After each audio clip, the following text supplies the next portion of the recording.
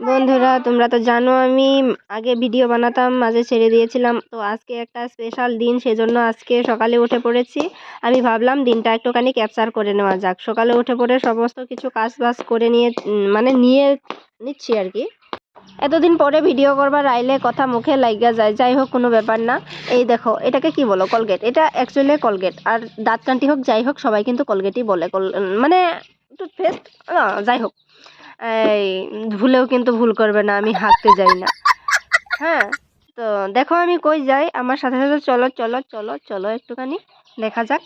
তো ফ্রেন্ডস, আমাকে তোমরা মিনি ফার্মার বলতে পারো, মিনি চাষি আর কি যেটাকে বলে। তো কেন বলছি কথাটা, আমার সাথে চলো তাহলেই বুঝতে পারবে এই কথাটা বলার কারণ কি। তো এই দেখো, দূরবীন দিয়েও দেখলে মনে হবে না যে এখানে কিছু একটা আছে, তবুও আমি জল দিচ্ছি, সেই জন্য আমি বললাম আমি মিনি চাষি আর কি। যাই হোক, কথা গুলিয়ে যাচ্ছে, কাটবো না, এটাই দিয়ে দেবো। এই তো পাড়া মারছিল, দেখছো তো আমি এখানে চাষি কাজ করছি, পাড়া দিয়ে দিচ্ছিল, সরিয়ে দিলাম। এই দেখো, এই তো দেখো মিনি চাষির ক্ষেতে ফল লেগেও গিয়েছে। এই দেখো, এটাকে কি বলে? কর্নবিলাহি, মানে মিনি টমেটো। মিনি চাষি বলছিলাম না, সেই জন্য মিনি টমেটো হয়েছে।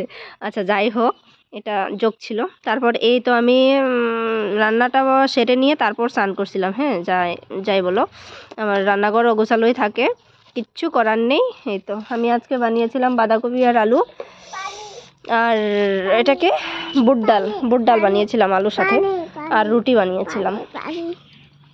কোথায় যাচ্ছ? স্কুলে।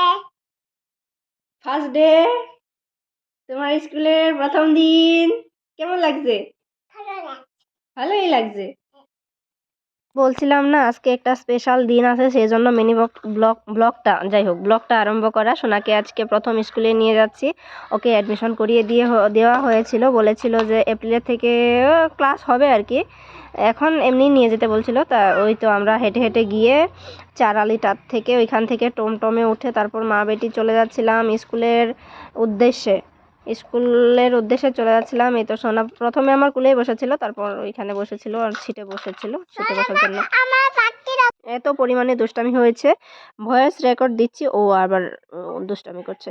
যাই হোক, এখানে সবাই বাচ্চাদেরকে রেখে চলে এসেছিল। আমার সোনা যেহেতু অনেকটাই ছোট, তার জন্য ওকে রেখে আমার আসতে একদমই মন চাইছিল না। বাইরেই আমি ওয়েট করছিলাম, বাইরে বসার জন্য জায়গা ছিল না। যেহেতু আমি ওয়েট করছিলাম, সেটা দেখে ম্যাম আমাকে চেয়ার বের করে দিয়েছিল, সেখানে তো বসেছিলাম। তো সোনা কি ঘটিয়েছে দেখো।